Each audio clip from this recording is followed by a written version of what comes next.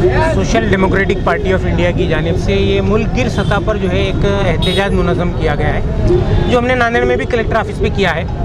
असल में बाबरी मस्जिद 1992 में जो शहीद की गई उसके ख़िलाफ़ हम लोग ये प्रोटेस्ट कर रहे हैं। हालांकि 27 साल हो चुके और बाबरी मस्जिद जो है इंसाफ से आज भी महरूम है। हालांकि पिछले दिनों बाबरी मस्जिद के ताल्लुक़ से सुप्रीम कोर्ट ने फ़ैसला सुना दिया है कि वहाँ पर मंदिर बनेगा। साथ ही सुप्रीम कोर्ट ने ये भी कहा है कि कोई मंदिर को तोड़कर नहीं बनाया गया।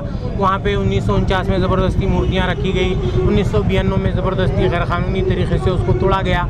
ये सारी बातें कहते हुए भी सुप्रीम कोर्ट ये कहता है कि वहाँ पर मंदिर बनेगा, वो मंदिर बनाने के लिए जो है मूर्ति दे दी, जगह दे दी गई। तो ये किस किस्म का इंसाफ है ये समझ में जो तो मुल्क की आवाम को नहीं आ रहा है। इंसाफ पसंद जो भी आवाम है, मैं सिर्फ मुसलमानों की बात नहीं कर रहा हूँ, पूरे मुल्क की आवाम को ये इंसाफ कैसा इंसाफ है ये समझ में नहीं आ रहा है। इसके अलावा बाबरी मस्जिद को तोड़ा गया ये गैर कानूनी अमल था, ये सुप्रीम कोर्ट मान रहा है।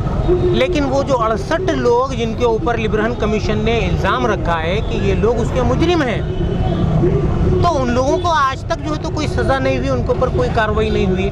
तो हमारी डिमांड ये है कि बाबरी मस्जिद को सही तरीके से इंसाफ दिया जाए। फ़ैसला नहीं चाहिए हमको, फ़ैसला तो हो चुका, लेकिन इंसाफ का फ़ैसला हमको चाहिए जो हक़ाइक़ और तारीख़ी शवाहिद की बुनियाद पर हो। ऐसा हमको इंसाफ के तकाज़ों के मुताबिक बाबरी मस्जिद का फ़ैसला चाहिए और वो फ़ैसले को देने के लिए सुप्रीम कोर्ट खुद अपने आप इस फैसले को रिव्यू कर रहे, वरना इंसाफ का कत्ल जब होगा तो सुप्रीम कोर्ट जो है अपनी इमेज को ख़राब कर लेगा पूरी दुनिया में, हिंदुस्तान ही में नहीं बल्कि पूरी दुनिया में।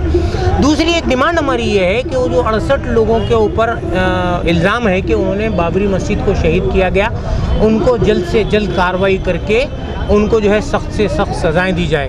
इसके बावजूद हुकूमत जो है उनको बचाने की कोशिश कर रही है और वो आज इक़्तिदार के मज़े लूट रहे हैं। तो हमारी डिमांड यही है कि बाबरी मस्जिद को इंसाफ दिया जाए और वो जो लोग हैं जिन्होंने मस्जिद को गिराने में अपना किरदार लगाया था उन लोगों को सख्त से सख्त सज़ा दी जाए।